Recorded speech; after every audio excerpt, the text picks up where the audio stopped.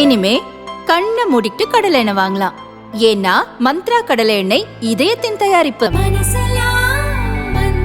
வளர்ச்சியும் வாய்ப்புகளும் தொடர தமிழும் தமிழகமும் தலைநிமிர மோடியின் கேரண்டி இருக்கு. பயம் எதற்கு? ஈரோடு தொகுதி திமுக வேட்பாளருக்கு அமைச்சர் முத்துசாமி தேர்தல் வேலை பார்க்கவில்லை என்ற புகார் மேலிடம் வரை சென்றது. மேலிடத்திலிருந்து இடித்துரைத்ததால் தேர்தல் பிரச்சாரத்தில் அவர் களமிறங்கியதாக லோக்கல் திமுகவினர் பரபரப்பாக பேசுகின்றனர். இதுகுறித்து கொங்கு மண்டல திமுக வட்டாரம் கூறியதாவது: ஈரோடு தொகுதி திமுக வேட்பாளர் பிரகாஷ் இளைஞரணி மாநில நிர்வாகி. அவரை ஈரோடு தொகுதி வேட்பாளராக அறிவிக்க அமைச்சர் உதயநிதி பின்புலமாக இருந்து கட்சி தலைமைக்கு சிபாரிசு செய்தார். சீட்டும் கிடைத்தது. மாவட்ட செயலரும் அமைச்சருமான முத்துசாமி பரிந்துரைத்த வேட்பாளருக்கு வாய்ப்பு நழுவியது. கட்சி தலைமை மீது அதிருப்தியில் இருந்தார் முத்துசாமி. மேலிட சிபாரிசோடு வேட்பாளரானதால் லோக்கல் அமைச்சரே பிரகாஷும் கண்டுகொள்ளாமல் இருந்தார். அமைச்சர் முத்துசாமியை பிரச்சாரத்திற்கு முறையாக அழைக்கவில்லை. இளைஞரணி நிர்வாகிகளுடன் தனி ஆவர்த்தனம் செய்தார். இதே நிலை சென்றால் தேர்தலில் எதிர்பார்க்கும் பலன் கிடைக்காது.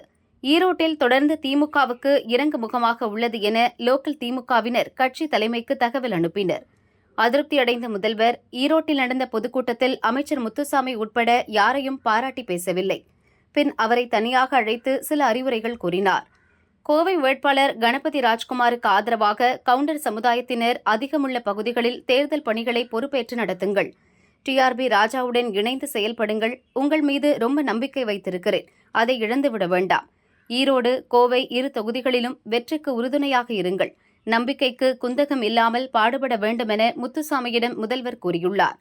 அதேபோல வேட்பாளர் பிரகாஷையும் அழைத்து அமைச்சர் முத்துசாமியை மரியாதையுடன் அணுக அட்வைஸ் செய்தார். அதுவரை தேர்தல் பணியில் சுணக்கமாக இருந்த முத்துசாமி கோவையில் உள்ள சூலூர், முத்துக்கவுண்டன்புதூர், கிணத்துக்கடவு, மதுகரை ஒன்றிய பகுதிகளில் தேர்தல் பணிகளில் முழுவீச்சில் ஈடுபட்டார். அப்போது கவுண்டர் சமுதாயத்தைச் சேர்ந்த சிலர் அண்ணாமலைக்கு ஆதரவாக பேசியுள்ளனர். பிரதமருடன் நெருக்கமாக இருக்கும் நம் சமுதாயத்தைச் சேர்ந்த அண்ணாமலை வெற்றி பெற வேண்டும். அண்ணாமலை டெல்லி அரசியலில் முக்கிய தலைவராக உருவாக இருப்பதை தடுக்காமல் இருக்க வேண்டும்.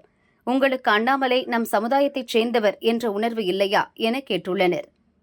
அதற்கு பதிலளித்த முத்துசாமி, இங்கே சமுதாயமெல்லாம் கிடையாது, தலைவர் உத்தரவிட்டிருக்கிறார். களமிறங்கி செயல்படுகிறேன். கட்சி வெற்றி பெற வேண்டும், அவ்வளவுதான் என்று சிம்பிளாக கூறி சென்றார் என அந்த வட்டாரங்கள் கூறுகின்றன.